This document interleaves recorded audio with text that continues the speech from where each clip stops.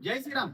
ओगला fitness coach मध्ये हार्दिक स्वागत आहे. परत एक नवीन विषय घेऊन आलेलो. विषय शेवटपर्यंत बघा, म्हणजे तुम्हाला संपूर्ण डिटेल कळून जाईल. आजचा विषय आपला असा आहे की वेट लॉस करत असताना तो वजन कमी करत असताना सर्वात मोठी चूक काय करत असतो ज्याने आपल्याला रिझल्ट भेटत नाही. खूप महत्वाचा विषय, शेवटपर्यंत बघा. 100% रिझल्ट येणार आहे. तुम्ही जर हा व्हिडिओ पूर्ण बघितला तर स्किप करू नका, पूर्ण बघा. तर मित्रांनो, वेट लॉस करत असताना आपण भरपूर अशा काही चुका करतो की काय कुठल्या चुका करतो या संपूर्ण व्हिडिओमध्ये मी तुम्हाला सांगणार आहे, ज्याने तुम्हाला रिझल्ट येत नाही. आता भरपूर जणांना वेट लॉसच करायचं असतं. कुठल्याही जिम मध्ये गेला काय सांगतं, वेट लॉस करायचं, वेट लॉस करायचं, वेट लॉस करायचं. ठीक आहे, ट्रेनर समोरचा ऐकतो आणि तुम्हाला वगैरे इतर गोष्टी सांगतो, वर्कआउट करून घेतो, असं तसं. तुम्ही तो 5-6 दिवस करता कंटिन्यू, नंतर म्हणतात अरे हा काय बी सांगतो ट्रेनर असं तसं. मग तुम्ही युट्यूबला बघणार, हा सोशल मीडियावर कुठे ना कुठे बघणार, इंस्टाग्राम बघणार, हे बघणार, ते बघणार. इथं भरपूर ठिकाणी तुम्ही बघत असतात आणि त्यानुसार तुम्ही चालतात, पण तुम्हाला रिझल्ट भेटत नाही. मित्रांनो, हे 100% गरजेचं आहे. हे फक्त सोशल मीडिया बघून याने असं केलं, समोरच्या व्हिडिओमध्ये असं दिसतंय, त्या व्यक्तीने असं केलं, त्याच्या लगेच फॅट लॉस झालं. पण तो उदाहरण बघायला गेलं रिअल लाईफ मध्ये तो कुठल्या पद्धतीने, कुठल्या रस्त्याने गेलेला आहे, कशा पद्धतीने ट्रान्सफॉर्मेशन केलंय तुम्हाला माहिती नसतं. आणि तो कधी खरं तुम्हाला सांगितलं तुम्ही त्या पद्धतीने कारण आता तर ती सर्वात मोठी चूक करतात. त्यानंतर मित्रांनो, सर्वात मोठी चूक आहे की तुम्ही वेट लॉस करत असताना सर्वात मोठी चूक, तुम्ही कमी खातात. तुम्हाला असं वाटतं कमी खाल्लं तर फॅट लॉस, वेट लॉस हे 100% होणार आहे. पण हे चुकीच्या मित्रांनो. तुम्ही कमी खाल्ल्यामुळे तुम्हाला वाटतं की फॅट लॉस हे लवकर होईल. चुकीचे आहे. तुम्ही जितकं कमी खाणार, पण काही वेळानंतर खाणार ना, तर तुम्ही डबलचा खाऊन घेत असतो, ज्यामुळे तुमच्या फॅट हे स्टोर होतच जात असतं. म्हणून हे चुकीचे आहे. कमी खाऊ नका, हेल्दी खा, कॅलरी डेफिशिएट करून खा, पण परफेक्ट खा. त्यानंतर मित्रांनो, तुम्ही प्रोटीनला इग्नोर करत असतात, अवॉइड करत असतात. आता सर्व म्हणतात की प्रोटीन पावडर घेतली का किडनी खराब होते का, लिव्हर खराब होते का, लिव्हर डॅमेज होतं का. मित्रांनो, आता एक सांगणं आहे की तुम्ही जोपर्यंत तुमच्या शरीरामध्ये प्रोटीन टाकणार नाही, ते पावडर फॉर्म असो का घरच्या अन्नातून भेटणारा असो, तोपर्यंत तुम्ही तुमच्या शरीरामध्ये टाकणार नाही, तोपर्यंत तुम्हाला रिझल्ट येणार नाही. जितकं हाय प्रोटीन तितकं लो फॅट जातं, इतकं लक्षात ठेवा. म्हणून जितकं शरीरात प्रोटीन टाकणार तितकं फॅट तुमचं निघेल, तुम्हाला तुमचे मसल वरती येतील आणि तुम्हाला रिझल्ट लवकर भेटेल. म्हणून प्रोटीन इंटेक करा, प्रोटीनला अवॉइड करू नका. त्यानंतर तिसरा मित्रांनो, की जास्त प्रमाणात कार्डिओ करणं.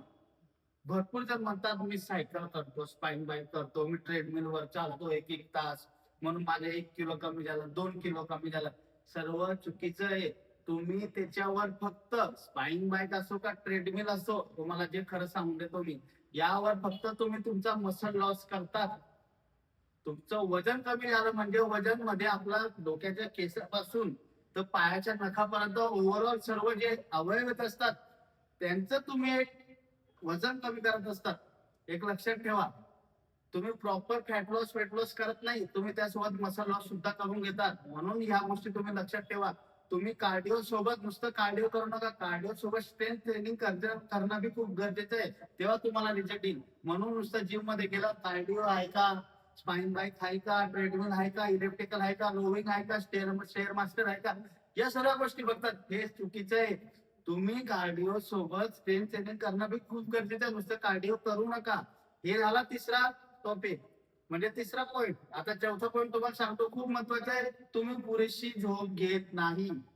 तुम्ही खरं म्हणजे बेस्ट जी झोप आहे ती घेत नाही. जितकी कमी झोप तितकं हाय फॅट, जितकी कमी झोप तितकं शरीरात लवकर फॅट वाढेल, हे लक्षात ठेवा. म्हणून 7 ते 8 तासाची झोप घेणं खूप गरजेचं आहे, ज्याने तुम्हाला चांगला रिझल्ट येईल आणि चांगला फायदा भेटेल. ते झाल्यानंतर तुम्ही जंक फूड जास्त प्रमाणात खातात.